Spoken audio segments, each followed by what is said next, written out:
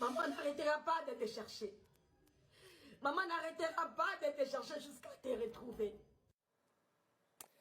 Ce que vous voyez, que vous entendez, c'est une mère de famille qui vit au Congo. Elle lance un appel à l'aide. Sa fille, qui étudie à Trois-Rivières, est portée disparue. D'ailleurs, Anne-Marie, la police a publié aujourd'hui des photos de la jeune femme au dernier endroit où elle a été vue. À l'île Saint-Quentin, un parc de 40 hectares situé en plein cœur de Trois-Rivières où elle aimait aller marcher. D'ailleurs, son colocataire l'a déposé là à 15h40 mercredi dernier. Et vous allez voir donc ces photos tirées des caméras de surveillance de l'endroit. On la voit payer à la guérite. On la voit ensuite se diriger vers les sentiers. Elle est seule et c'est un endroit qui est encerclé d'eau. Donc, il y a eu des recherches au cours de la fin de semaine des plongeurs, de l'hélicoptère de la Sûreté du Québec également.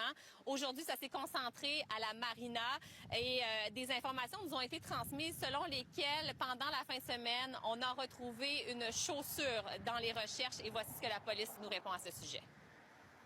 On parlait d'un soulier. Moi, ce que j'ai eu comme information avant d'adhérer à cette thèse-là, on va tenter de faire évaluer le soulier, bref, pardon, de l'ADN, à savoir s'il s'agissait bien d'un soulier qui aurait pu appartenir à la victime. Ses amis poursuivent leur recherche de leur côté. Oui, voilà des affiches qui ont été distribuées dans les commerces avoisinants. Il y a aussi une grande communauté congolaise à l'Université du Québec à Trois-Rivières qui multiplie les démarches. Et toute la communauté, la diaspora africaine, je vous dirais, Sophie, qui se mobilise pour la retrouver. J'aimerais qu'elle sache que les jeunes de Trois-Rivières, toute la communauté de Trois-Rivières, les étudiants, comme tous les jeunes, on est là pour elle. Puis on n'arrêtera pas de distribuer les affiches. On n'arrêtera pas tant qu'elle ne sera pas retrouvée. Ça vous inquiète, ça disparaît? Ça nous inquiète au plus profond parce qu'on ne sait pas où qu'elle est. Ça fait 5 jours qu'on la cherche puis qu'on la trouve pas. Puis on n'a pas de nouvelles, elle est injoignable.